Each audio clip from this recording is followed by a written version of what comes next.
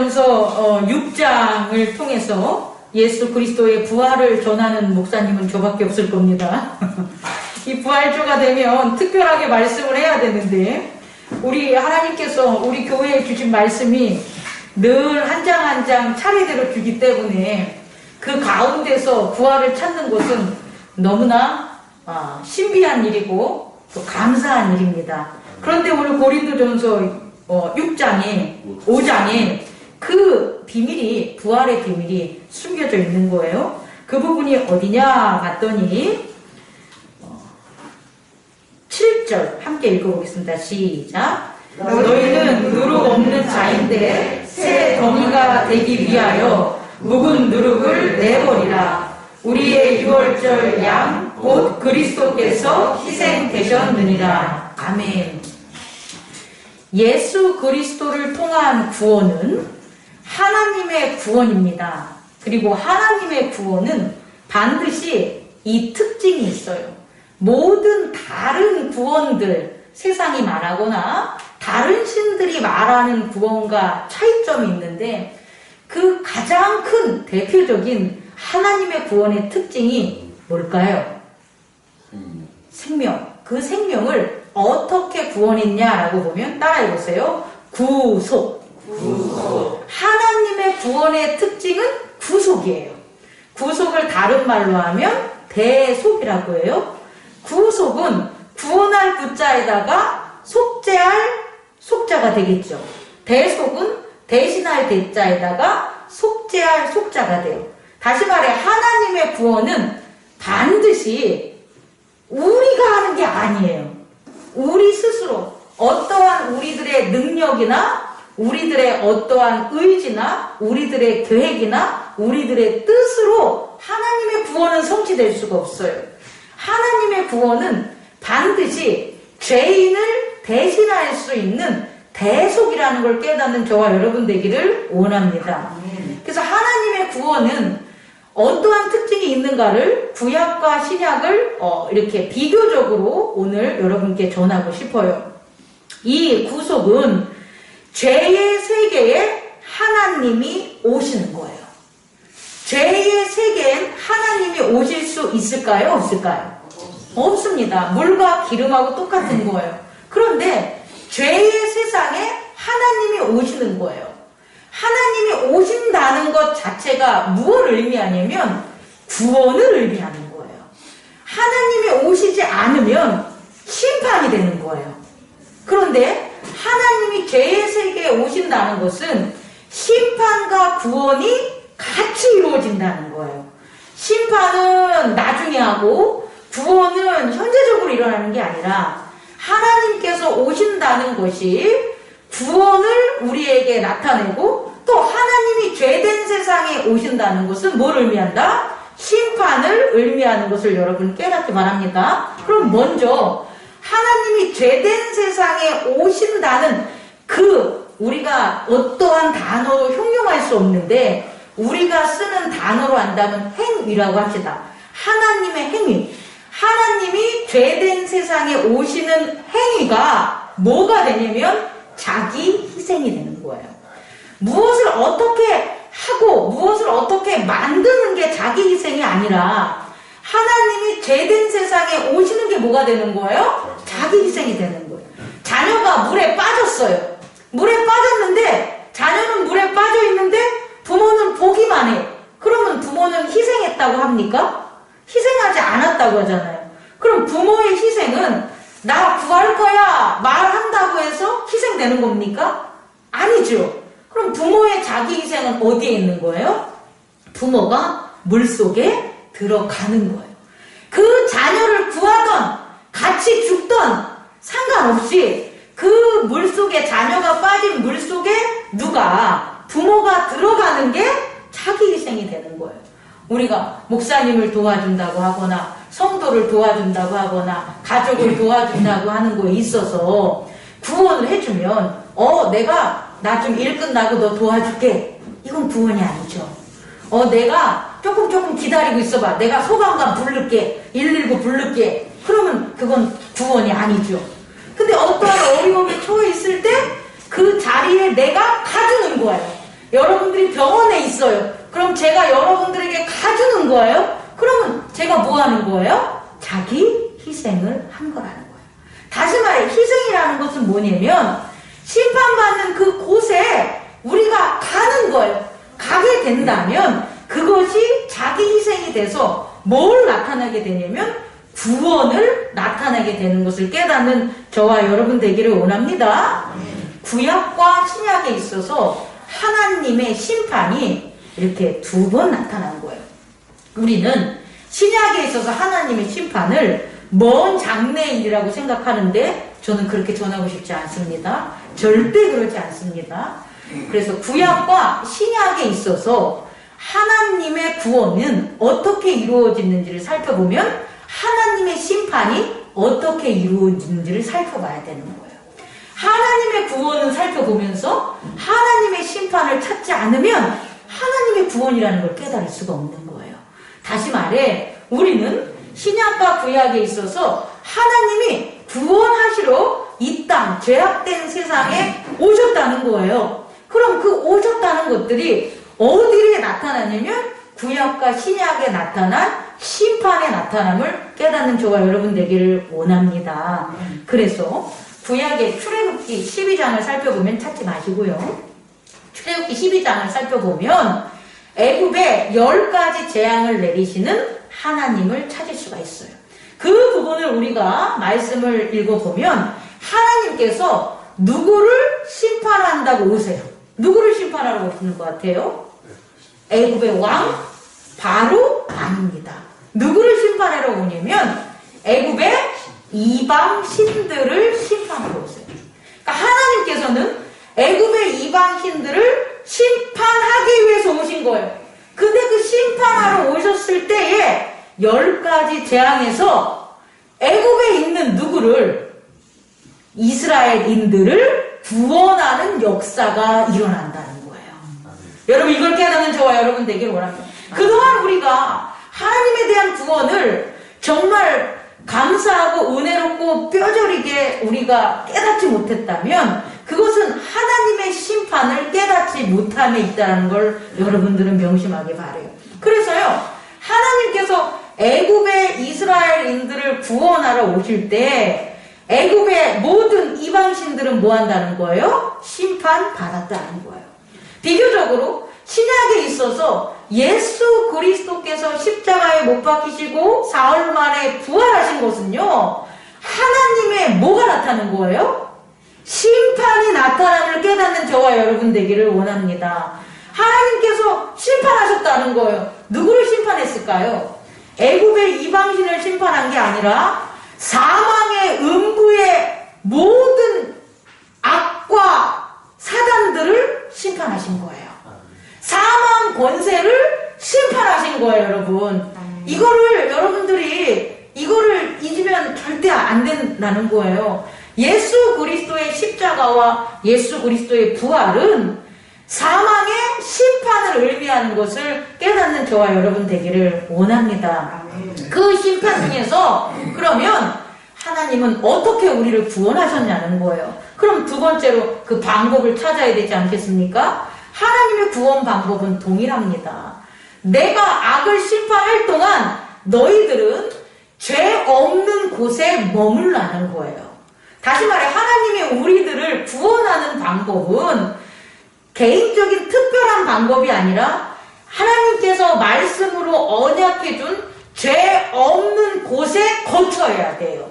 그래서 구약의 출애굽기 12장에 이스라엘인들에게 뭐라고 말씀하셨냐면 내가 애굽에 있는 모든 첫 토생들, 장자들 그게 사람이든 동물이든 상관없이 그 모든 것들을 뭐한다?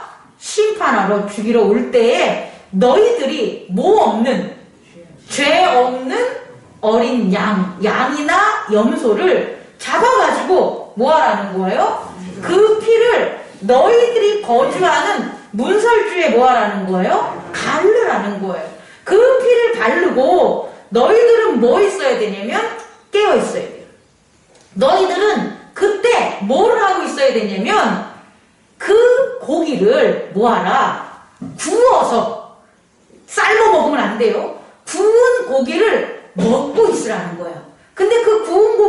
먹는데 어떻게 먹고 있냐면 너희들이 허리에 띠를 띠고 지팡이를 들고 지금 바로 뭐 할 준비? 떠날 준비를 다 갖추고 그렇게 먹고 있으라는 거예요. 그럼 그 동안에 내가 어떻게 하겠다? 애굽의 이방신들을 다 죽이고 내가 이렇게 오는 것을 믿지 않고 문설주의 어린 양의 피를 바르지 않고 그 양을 구워 먹지 않는 사람은 그게 애굽인이든 누구든 이스라엘인들이든 무조건 다 뭐한다? 멸하겠다라고 하신 거예요. 이게 이루어진 거예요. 이것을 믿는 이스라엘인들은 뭐 한 거예요? 그때에 그 멸망의 때에 심판의 때에 10가지 재앙이 있었을 때에 그 일을 한 거예요. 그 어린 양의 죄 없는 속죄를 믿고 그래서 그들의 육체가 뭐 한 거예요? 구원을 받은 거예요. 그럼 이스라엘인들에게는 어떤 일이 벌어졌냐? 아니 목사님 그럼 그때 이스라엘인들이 애굽인들이 다 죽었어요? 아니에요.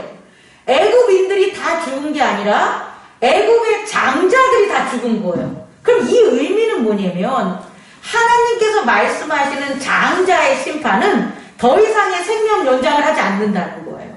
다시 말해 애굽의 왕조들 그 왕조들에 속했던 너희들의 혈통적 가문들 니네들이 뜻으로 세웠던 육신의 정들을 이제 다 끝나게 한다는 거예요. 여러분 이 말을 이해할 수 있겠습니까? 정말 죽인다는 것은 뭐냐면 몸을 죽이는 게 아니라 몸의 생명과 연속성인 것을 끊기게 하는 게 죽음이라는 걸 깨닫는 저와 여러분 되기를 원합니다. 그래서 여러분 애굽 왕조나 그 이방신들이 그 서양 역사를 바라봤을 때 동양의 근동 그 역사를 바라봤을 때 왕성하지 못해요 여러분. 그게 오래 지속되는 게 아니라 왕조들이 계속 바뀌고 심판받고 더 중요한 것은 혈통적인 중심적인 게 무너지게 된다는 거예요. 다시 말해 장자적 본능이 사라지게 돼요.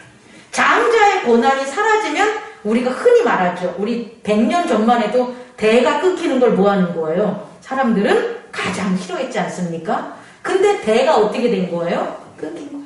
장자가 끊기면 대가 끊기게 되는 것. 다시 말해 생명이 끝나는 거죠. 그 심판을 하나님께서 하셨음을 깨닫는 저와 여러분 되기를 원합니다.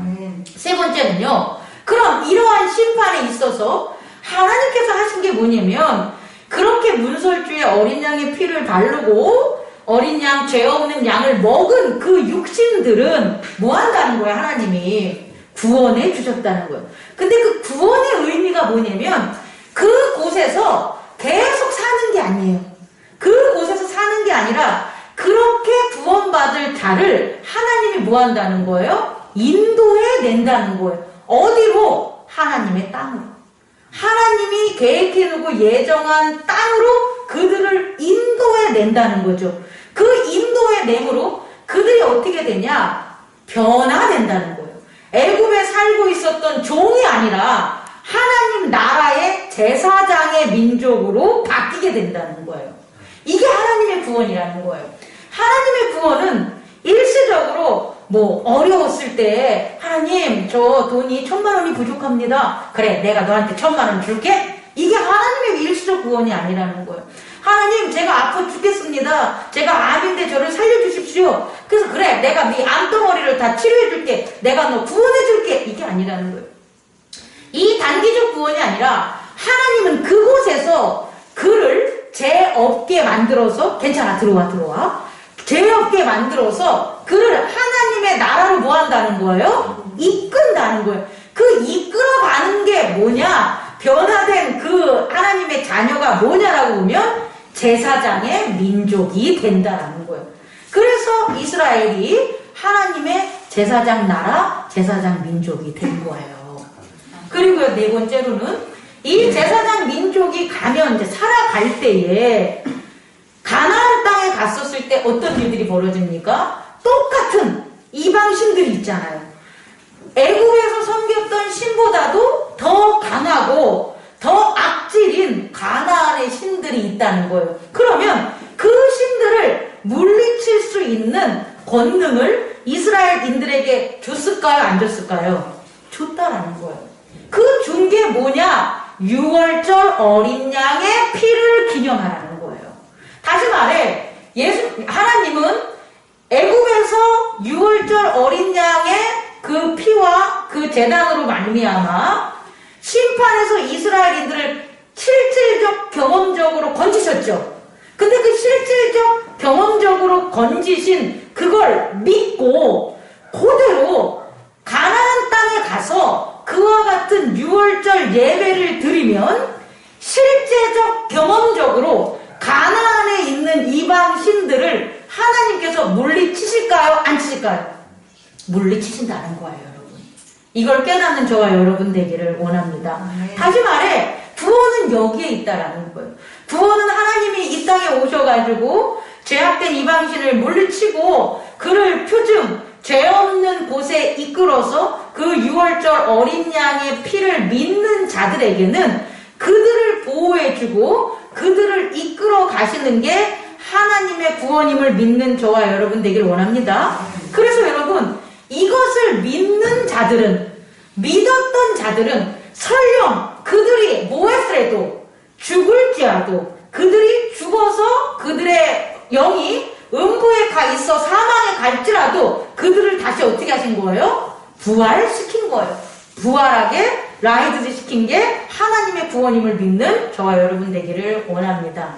그렇다면요, 오늘날에 있어서 예수 그리스도의 신약에 있어서도 똑같다는 거예요, 여러분. 여러분 이걸 꼭 깨달아야 돼요. 하나님은 일체성, 통일성, 영원성, 생명성을 가지고 있기 때문에 개개인별로 특별하게 구원 사역을 하지 않으세요.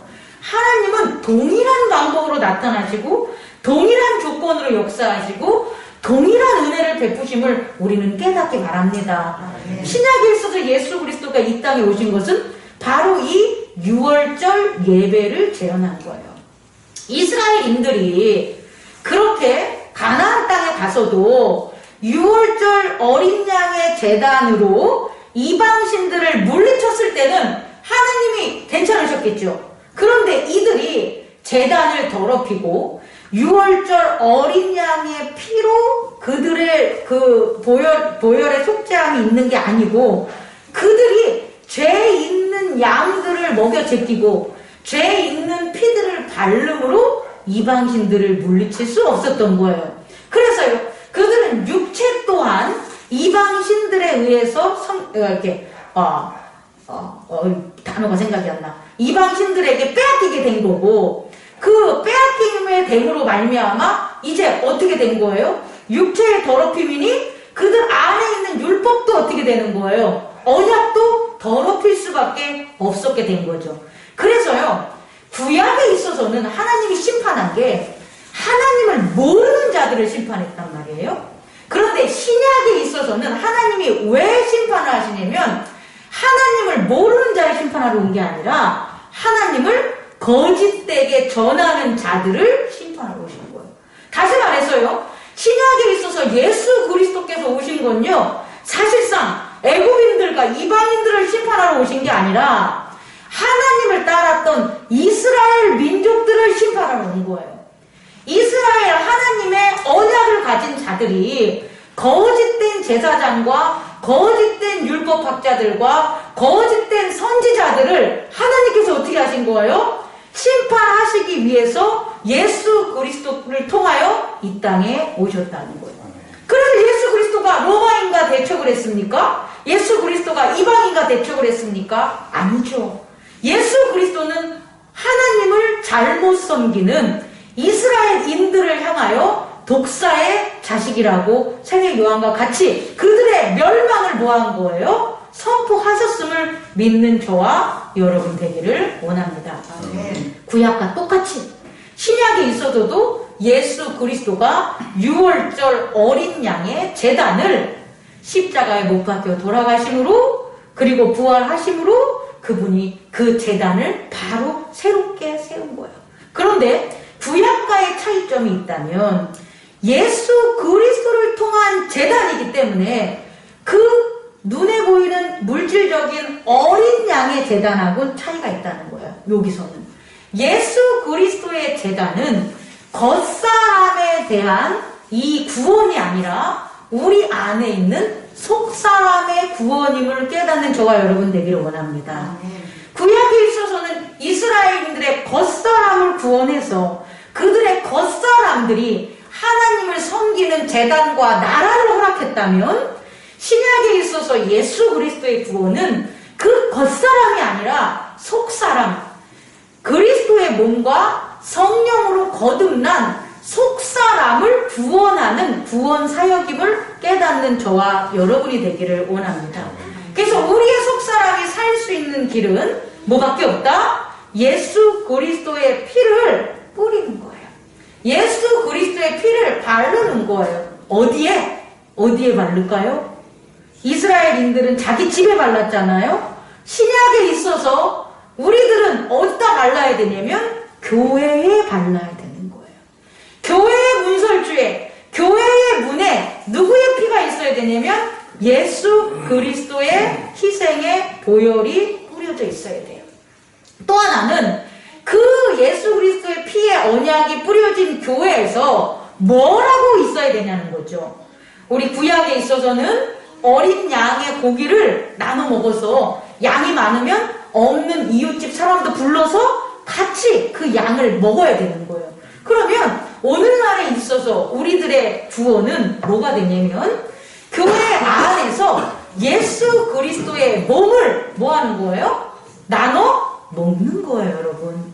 예수 그리스도의 몸을 우리가 나눠 먹는데 우리가 뭐 그 몸을 어떻게 뜯어 먹겠어요? 그게 아니라 예수 그리스도의 몸을 보이는 거예요. 어떻게? 그리스도로 거듭난 우리의 몸, 용도가 있다는 것을 우리가 서로서로 뭐 하는 거예요? 나타내는 게 교회 안에서 우리가 해야 될 일이라는 걸 깨닫는 저와 여러분 되기를 원합니다.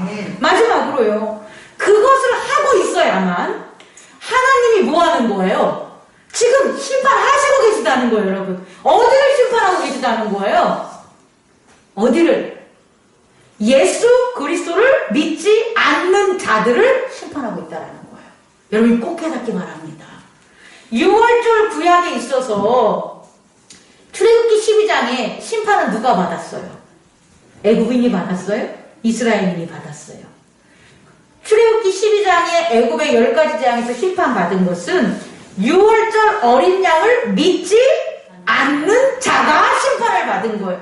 그 전까지 애굽인이더라도 뭐 했다면 하나님을 믿지 않았는데 누구네 집에 놀러 갔는데 그 6월절 심판이 있대 라는 말을 듣고 애굽인들 중에서도 뭐 하는 사람?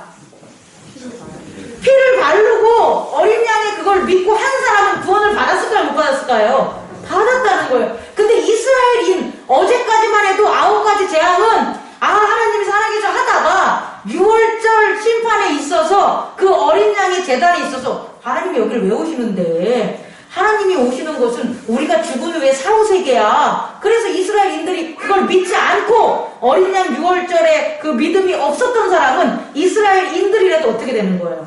심판받는. 우리도 마찬가지라는 거예요. 죄의 개념이 신약에 있어서 예수 그리스도를 믿고 예수 그리스도의 부활을 믿는 6월절 어린 양의 제단을 지키는 교회는 뭐 한다는 거예요? 심판받지 않는다는 거예요. 그런데 아무리 잘 섬기고 아무리 하나님에게 뭐 큰 교회로 영광을 나타내고 아무리 세상에 선교를 하고 아무리 밖에서 봉사를 해도 뭐가 없다면 예수 그리스도의 피가 교회에 발라지지 않고 교회 안에 성도들이 예수 그리스도의 몸을 나눔으로 그 몸을 기념하며 살지 않고 있다면 교회 안에 있는 성도라도 뭘 받는다는 거예요? 심판받음을 깨닫는 저와 여러분 되기를 원합니다. 말씀을 마치겠습니다. 다시 한번 여러분들에게 강조하면 심판은요 마르다의 고백처럼 먼 장래에 라스트 데이에 그렇게 심판하는 그 하나님의 마지막 종말이 있고요. 그 종말의 기간은 그때만 포인트 꼭 집어서가 아니라 예수 그리스도의 부활 이후부터 그때까지 그 시간이 무슨 시간이냐면 심판의 시간이 되는 거예요. 어떤 심판의 시간? 예수를 믿지 않는 자들의 심판의 시간. 그렇다면 예수 그리스도의 부활 이후부터 마지막 라스트 데이까지는 예수 그리스도의 이름을 믿는 자들에겐 무슨 시간이 되겠냐는 거예요? 구원의 시간이 되는 것을 깨닫는 저와 여러분 되기를 원합니다. 그리고 바라는 것은 이 교회에 그리스도의 몸을 나누는 저와 여러분 되기를 원합니다. 2부에서 연장적으로 말씀 전하겠습니다. 기도하겠습니다.